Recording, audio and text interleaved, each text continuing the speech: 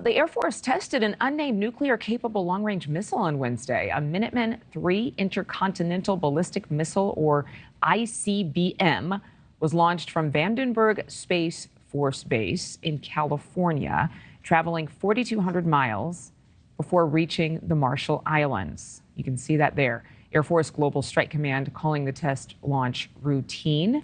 Retired U.S. Army Major General William Enyart is here. General, thank you. Good to see you again.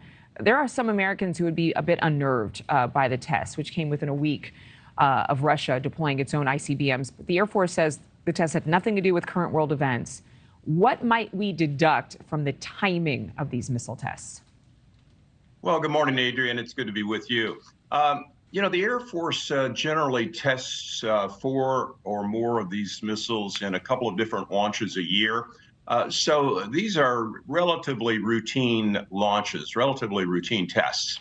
Now, the tests are occasionally delayed when international tensions are running high. We recently delayed one when we were particularly at odds with China.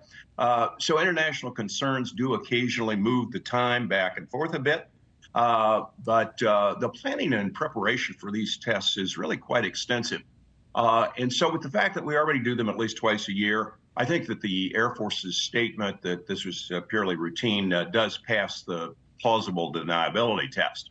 However, I think that this test clearly sends a message that these missiles are still quite reliable and very effective. Is it common that these tests are publicized? You know, they're not terribly secret. Sometimes the results of them, and particularly the scientific evidence, the engineering evidence that comes out of them, of course, is classified information.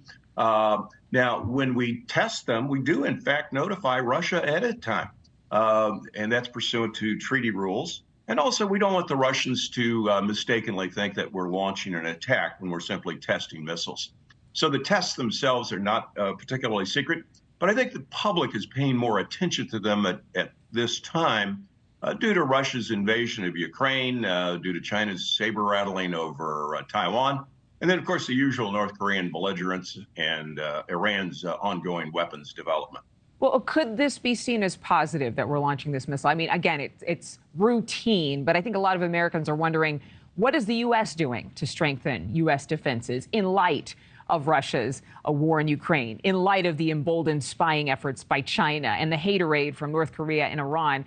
I think a lot of people are wondering, well, what are we doing to protect ourselves? Well, absolutely. I think there's positive news out of this. Every war brings forth new weapons and updated ways of using them. And so the Russian war in Ukraine is no exception to that. We've seen rapid developments in the use of drones, as well as far greater use of cruise missiles than we've ever seen in the past. These weapons will continue to evolve, and we need to be prepared to defend against their use.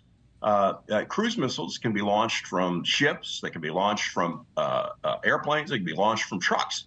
The oceans that used to be such effective protective barriers for our nation are no longer barriers. So the Pentagon's duty is, in fact, to protect our nation, and it should be evaluating advanced technologies, new technologies to do so. General Enyart, Major General Enyart, thank you very much for being here on Morning in America.